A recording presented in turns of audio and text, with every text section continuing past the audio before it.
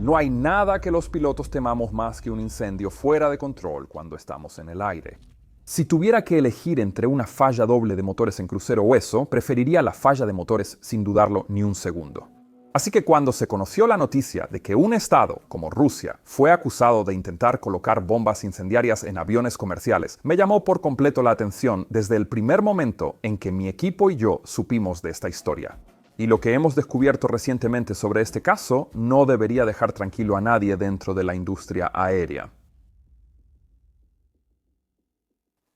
Todo esto comenzó en julio de 2024, cuando una o más personas entraron en una tienda común de DHL en Vilna, Lituania.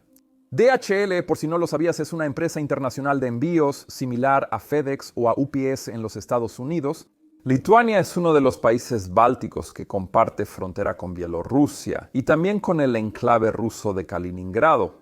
Y no sabemos exactamente cuántas personas estuvieron involucradas, ni cuántas visitas se realizaron a esta tienda de DHL, pero sí sabemos que varios paquetes fueron entregados a los empleados de la empresa de envíos para ser enviados a distintas direcciones en los Estados Unidos y Canadá. Ahora bien, existen normas muy estrictas sobre lo que se puede y no se puede enviar internacionalmente por vía aérea. Eso se debe a que ciertos artículos como las baterías de litio pueden provocar incendios si no están bien embalados o si se exponen a condiciones inadecuadas. Pero en este caso, los servicios de inteligencia determinaron más tarde que esos paquetes no eran simplemente productos eléctricos mal empacados. No, eran artefactos incendiarios cuidadosamente fabricados, diseñados para encenderse en pleno vuelo mientras los aviones cruzaban el Atlántico. Más adelante explicaré con detalle quiénes eran esas personas, cómo eran los dispositivos y qué los motivaba a hacerlo. Pero antes de eso, quiero que todos entiendan realmente lo que está en juego cuando un incendio se desata dentro de un avión en pleno vuelo. Primero que todo, es importante aclarar que en este caso no estamos hablando únicamente de aviones de carga. Empresas como DHL, FedEx o cualquier otra compañía de mensajería pueden usar sus propios aviones para transportar paquetes como esos. Pero en muchos casos, dependiendo del origen, el destino y las aeronaves disponibles, esas empresas también pueden entregar el paquete a un operador contratado, que podría cargarlo en la bodega de equipaje de un avión de pasajeros. Como he explicado en videos anteriores, aproximadamente la mitad de la carga aérea del mundo se transporta precisamente en ese espacio extra dentro de los aviones de pasajeros. Así que el riesgo de que algo así sucediera no era pequeño en absoluto. Ya he hecho un video muy detallado con toda la información que debes conocer sobre bodegas de carga, zonas de fuego y sistemas de supresión que utilizamos en los aviones, además de las normas sobre mercancías peligrosas. Así que no voy a repetir todo eso en este video. Pero lo esencial es que hay diferencias entre lo que se permite transportar en la bodega de un avión de pasajeros y lo que puede ir en un avión de carga dedicado. Esto se debe, en parte, a que los aviones de carga tienen sistemas de extinción de incendios más potentes, capaces de manejar materiales más peligrosos y mayores volúmenes de elementos inflamables. Pero también es muy importante entender que un incendio a bordo de un avión no se comporta como uno se imagina al escuchar la palabra fuego. Muchos de ustedes habrán oído hablar de accidentes provocados por incendios en vuelo, como el vuelo 6 de UPS en Dubái. Ese fue un accidente de un avión de carga, que de hecho analicé en el canal de Mentor Pilot. O el vuelo 592 de ValueJet y el vuelo 111 de Swissair, que involucraron aviones de pasajeros y que pronto podría cubrir también. Pero lo que quiero que tengas presente al mirar esos incidentes es que cuando la gente piensa en incendios, suele imaginar una fogata o una chimenea con llamas controladas. Intenso, claro, y potencialmente peligroso, pero más o menos localizado en un solo punto. Antes de convertirme en piloto de aerolínea, serví como bombero aeroportuario durante mi servicio nacional en Suecia. Y parte de nuestro entrenamiento incluía experimentar de verdad cómo es un incendio dentro de un avión. Este tipo de prácticas se realiza en contenedores metálicos especialmente preparados. O quizá hayas visto imágenes o videos de aviones de entrenamiento diseñados para simular incendios en los aeropuertos. Estos aviones suelen verse algo extraños porque están reforzados con acero grueso para resistir el calor extremo y poder ser incendiados una y otra vez. Y eso es necesario porque hablamos de temperaturas capaces de calentar incluso las partes metálicas. Durante una de esas prácticas, nuestro comandante decidió mostrarnos cómo luce un incendio en un espacio completamente cerrado. Así que mi equipo y yo nos pusimos el equipo completo de bomberos y los aparatos de respiración. Luego nos sentamos en el suelo dentro de uno de esos contenedores, que estaba revestido por dentro con láminas de madera. Encendimos un pequeño fuego en una esquina y observamos lo que sucedía. Ahora bien, para empezar, ese incendio se veía exactamente como uno esperaría, como una pequeña fogata crepitando tranquilamente en una esquina. Pero luego empezó a crecer, quemando los materiales a su alrededor con una intensidad cada vez mayor. Y el humo que producía se volvió más oscuro, más espeso y mucho más agresivo. La razón por la que el humo de un incendio es negro es porque aún contiene material sin quemar que se ha evaporado de lo que lo rodea. Y como ese humo está muy caliente, al principio tiende a subir y concentrarse cerca del techo. Pero es ahí donde el espacio cerrado empieza a marcar la gran diferencia. Porque ese humo y el combustible que contiene ya no tienen por dónde escapar. Eso significa que pronto comienza a llenar toda la parte superior del espacio y después empieza a descender como una nube espesa y asfixiante. Intentamos mantenernos por debajo, cerca del suelo, pero al final todo el contenedor terminó lleno de humo negro. Y si esto hubiera ocurrido dentro de un avión, habría sido ese humo el que habría matado primero a las personas a bordo. Bastarían apenas unas pocas inhalaciones de ese aire para quemar completamente las vías respiratorias y envenenar los pulmones. Pero como llevábamos puestos los equipos de respiración, pudimos quedarnos dentro y presenciar el verdadero caos que vino después. Primero todo se volvió oscuridad total, más negra de lo que cualquiera podría imaginar. Y al fondo aún se escuchaba el fuego crepitar, pero ya no podíamos verlo en absoluto. Luego, cuando la mezcla de los tres elementos del triángulo del fuego, combustible, oxígeno y calor, se equilibró, se produjo un destello brutal, una llamarada imposible de olvidar. Cuando se enciende, primero se escucha un fuerte rugido y luego todo, absolutamente todo, comienza a arder. No solo los objetos físicos, sino también el aire mismo a tu alrededor. Vi cómo las llamas se formaban frente a mi rostro, flotaban por un segundo y luego desaparecían para reaparecer en otro punto. Y eso era algo tan hermoso como aterrador al mismo tiempo. La temperatura dentro de ese contenedor pronto aumentó a varios cientos de grados en cuestión de segundos desde que comenzó. Así que tuvimos que salir de inmediato, porque los visores y el resto del equipo comenzaron a derretirse. Y la razón por la que te cuento esta historia no es para asustarte, sino para explicar por qué las tripulaciones toman tan en serio cualquier incendio. Si un fuego se dejara sin control dentro de un avión, las pruebas han demostrado que el tiempo que tenemos los pilotos para aterrizar el avión con seguridad es de unos 15 minutos aproximadamente. Pasado ese tiempo, el fuego destruiría por completo la aeronave y a todos los que estén dentro. Así que cuando digo que un incendio a bordo es lo peor que puede ocurrir, lo digo totalmente en serio. Y por eso mismo, la historia de hoy me llena de tanta rabia. El propósito de los sistemas de supresión de incendios que tenemos a bordo, junto con los entrenamientos de las tripulaciones, es evitar que un fuego se salga de control desde el primer instante. Además, el diseño de los contenedores de carga también está pensado para ayudar con eso. Por ejemplo, impidiendo que el fuego reciba oxígeno suficiente y frenando su expansión para que no se propague a otros compartimentos. Sin embargo, la efectividad de todo esto depende del tipo de fuego, de los materiales implicados y de muchos otros factores. Y todos esos detalles también los conocen las personas malintencionadas que podrían intentar provocar incendios deliberadamente en los aviones. Y eso hace que esta historia sea aún peor. En aviación, todos los sistemas de seguridad se construyen con redundancia, con respaldo del respaldo. Siempre debe haber una barrera adicional para evitar que un problema pequeño se convierta en una catástrofe. Ya hemos visto cómo la guerra de Rusia contra Ucrania ha afectado la aviación en distintos frentes. Para las aerolíneas de pasajeros y de carga, los combates pueden estar a miles de kilómetros de distancia, pero sus efectos se sienten en todo el mundo cada día. Esto incluye rutas desviadas o cerradas por espacio aéreo restringido, escasez de repuestos, piezas falsificadas y múltiples complicaciones logísticas. También incluye la incautación de aviones arrendados por aerolíneas rusas, algo que ha tomado años en resolverse, y aeronaves que aún permanecen varadas en Ucrania. Y por supuesto los casos de interferencia con el GPS o suplantación de señales en vuelos cercanos a zonas de conflicto. aunque la mayoría de estos factores son, en esencia, efectos colaterales. Incluso la interferencia o manipulación del GPS no apunta directamente a la aviación comercial. Se hace principalmente para impedir que drones, cazas o misiles guiados puedan alcanzar con precisión sus objetivos. Así que, al menos al principio, el impacto sobre las aerolíneas era más bien un efecto secundario. Pero la historia de hoy es distinta. No hay nada accidental ni indirecto en las bombas incendiarias que fueron entregadas a los empleados de DHL. No, estaban hechas específicamente para ir a bordo de aviones comerciales y provocar incendios en pleno vuelo. ¿Pero por qué? Aquí es donde debemos hablar de la llamada guerra híbrida y cómo ha evolucionado hasta alcanzar el mundo de la aviación. Es un tema amplio, pero en resumen es la versión del siglo XXI de la Guerra Fría, solo que mucho menos elegante y mucho más encubierta.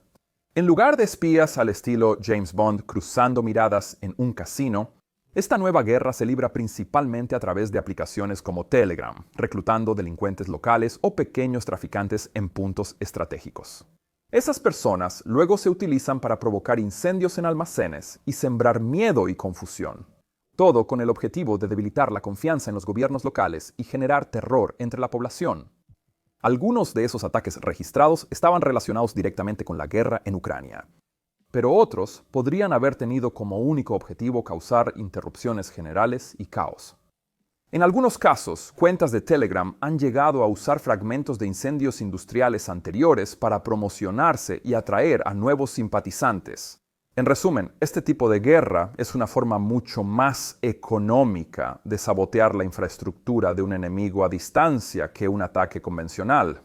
Pero también hay una razón más práctica detrás de todo esto. Después de la rápida escalada de la guerra en Ucrania en 2022, el Reino Unido y otros países europeos expulsaron a cientos de diplomáticos rusos de sus capitales. Y, según analistas de inteligencia del Reino Unido y de otros países, eso obligó a Rusia a recurrir a intermediarios para ejecutar labores como incendios provocados y sabotaje. Y por cierto, eso ni siquiera empezó en 2022. Desde comienzos de 2017, unos años después de la anexión de Crimea, los servicios de inteligencia del Reino Unido afirman haber frustrado 43 planes avanzados de este tipo. Y de forma inquietante, alrededor del 13% de los investigados por ser reclutados son menores de 18 años. En Alemania también han detenido a varias personas por espiar e intentar sabotajes en nombre de Rusia en los últimos años, y a otros los arrestaron específicamente por incendios intencionales y por intentar enviar dispositivos explosivos, supuestamente actuando por encargo de autoridades rusas. También se han registrado ataques a otras infraestructuras de transporte en Alemania desde 2022, incluidos ferrocarriles. Y aunque el motivo en esos casos es menos claro, las autoridades los describen como sabotaje deliberado. Volviendo ahora a la aviación. Parte de las interferencias y suplantaciones de GPS han afectado zonas limítrofes con Rusia que nada tienen que ver con operaciones cerca de Ucrania, como los países bálticos. Y en octubre de este año, la OACI condenó oficialmente a Rusia por interrumpir la navegación crítica en estas y otras áreas cercanas a sus fronteras. Así que, después de escuchar todo esto, supongo que atacar directamente la carga aérea y a los aviones de pasajeros quizá no resulte tan sorprendente. Pero, entonces, ¿cómo eran realmente estas bombas incendiarias? Pues resultó que las fabricaron modificando almohadas masajeadoras eléctricas, incorporando en su interior una sustancia inflamable a base de magnesio. Esto, según lo publicado por The Wall Street Journal. Obviamente, las autoridades no difundieron muchos detalles sobre el funcionamiento exacto del dispositivo, pero sí sabemos que el magnesio arde a temperaturas extremadamente altas, por eso se usa en ciertos tipos de bengalas de señalización. Y además no puede apagarse fácilmente con agua. En total, se identificaron 4 paquetes como originados en aquella tienda de DHL en Lituania, aunque podrían haberse enviado más desde allí u otros lugares. En septiembre de este año, las autoridades lituanas revelaron que esos 4 dispositivos contenían 6 kilos de materiales explosivos o incendiarios. Y también identificaron a 3 individuos como responsables. Un ciudadano ucraniano con documentación rusa bajo otro nombre, un ciudadano lituano ruso y un ciudadano ruso. Se cree que organizaron y coordinaron estos ataques y, curiosamente, también habrían participado en un incendio en una tienda de IKEA en Vilna a inicios de 2024. Aparentemente por razones simbólicas, ya que los colores del logo de IKEA coinciden con los de la bandera ucraniana, aunque parece que nunca vieron una bandera sueca. En cualquier caso, la historia iba más allá de estos tres individuos. Además de los tres identificados por nombre, las autoridades de Estonia habrían acusado a otras 15 personas de Rusia, Lituania, Letonia, Estonia y Ucrania, según Reuters. Las autoridades lituanas también revelaron recientemente más detalles sobre la distancia que alcanzaron a recorrer esos 4 paquetes antes de ser descubiertos. Porque antes de septiembre, solo sabíamos que las autoridades alemanas investigaban varios incendios causados por dispositivos incendiarios dentro de encomiendas. Pero oficialmente no se conocía dónde estaban esos paquetes ni siquiera cómo estaban siendo transportados. Ahora sabemos que uno de esos paquetes se descubrió cuando se incendió en el aeropuerto de Leipzig, en Alemania, un gran hub de DHL y de muchas aerolíneas de carga. No está claro cómo llegó a Leipzig, pero arribó un día después de ser entregado en Vilna, Lituania, el 19 de julio de 2024, y estaba a punto de cargarse en un vuelo con destino al Reino Unido cuando se activó. Un segundo paquete explotó el 21 de julio mientras era transportado por un camión de DPD en Polonia. DPD es otra empresa europea de mensajería. Y el tercer paquete llegó a Inglaterra, a Birmingham, donde detonó dentro de un almacén de DHL el 22 de julio. Finalmente, el cuarto paquete se recuperó intacto en otro camión de DPD en Polonia, tras fallar su mecanismo y no encender. Y ese hallazgo probablemente fue clave para destapar toda la trama. Porque, a diferencia de las bombas más típicas, los dispositivos incendiarios suelen diseñarse para facilitar la llamada negación plausible. Es un recurso común en guerras híbridas, cuando se busca lograr un efecto sin asumir crédito oficial por ello. Pero también buscando suficiente exposición pública como para enviar un mensaje sobre lo que se puede y se estaría dispuesto a hacer. En el caso de un incendio catastrófico en vuelo que cause un accidente trágico sobre el Atlántico o en algún punto de Europa, quien quisiera negar su participación podría alegar que los incendios ocurren por múltiples motivos, como las baterías de litio, por ejemplo, que también pueden autoencenderse y salirse de control. A veces es posible determinar qué tan rápido se inició y evolucionó un fuego, lo que da pistas útiles sobre su naturaleza. Pero precisar su origen exacto dentro de un revoltijo de paquetes puede ser muy difícil, sobre todo si la evidencia termina enterrada en los restos. Así que, nuevamente, la negación plausible. ¿Y qué habría pasado si un dispositivo como este se hubiese encendido a bordo tal como fue diseñado? ¿La tripulación habría podido controlarlo con éxito? Lamentablemente es imposible responder eso sin conocer más sobre el dispositivo, su ubicación y en qué fase del vuelo se activaría.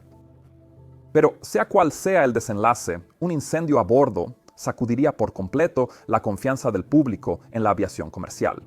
Incluso si ocurriera en un vuelo de carga, la mera posibilidad de una catástrofe así probablemente causaría el mismo efecto en la gente y por ende podría golpear la confianza en las cadenas logísticas globales.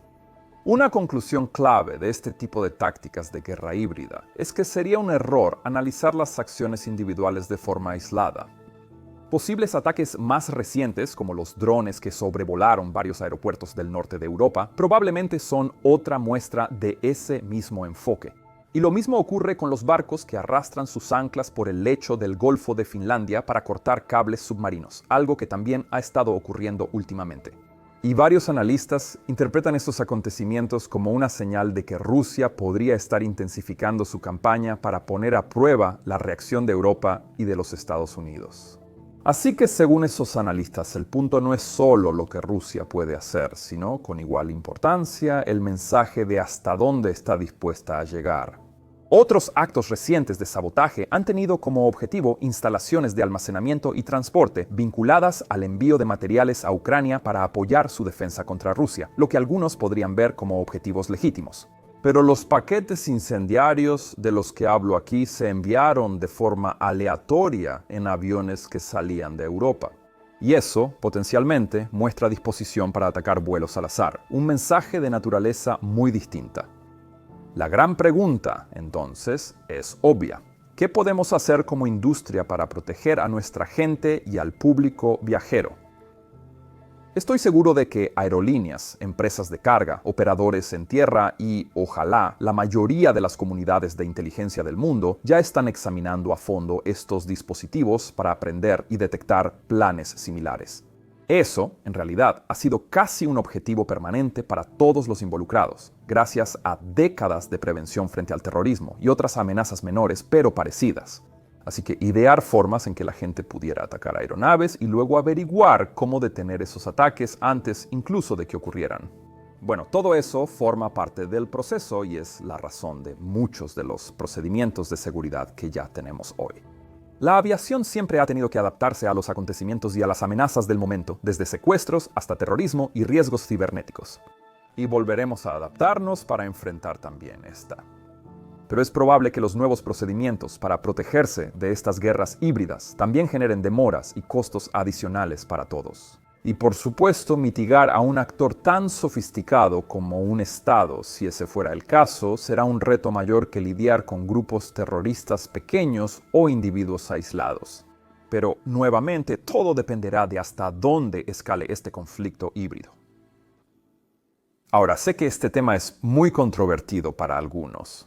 Pero en una industria donde todos estamos entrenados para anticipar cualquier amenaza de seguridad, ignorar algo tan frío y tan evidente como esto sería, por decirlo suavemente, una irresponsabilidad. Si esta historia te resultó tan fascinante como inquietante, sé que compartirás tus comentarios y opiniones aquí abajo. Y te animaría a intentar ver esta amenaza con la mayor objetividad posible antes de comentar. Tengo muchas ganas de leer lo que dirás. Y si fuera tú, también observaría con atención los comentarios en busca de posibles actores maliciosos y bots, porque esa es otra forma de guerra híbrida en el ámbito digital que cada vez es más común, especialmente en redes sociales. Así que cuidado con los comentarios que intentan sembrar descontento, odio o miedo, o que buscan desgarrar el tejido de la sociedad en la que vives. Porque ese es exactamente el objetivo de estas campañas, y ya hemos visto varios ejemplos de eso aquí en el canal. Si te gusta este tipo de contenido, creo que disfrutarás la perspectiva de piloto que Ben y yo aportamos a la actualidad en el canal Captain Speaking, disponible también en tus fuentes de podcast preferidas. Mi nombre es Peter Hernfeldt y estás viendo Mentour Now. Que tengas un día absolutamente fantástico y nos vemos la próxima vez. Adiós.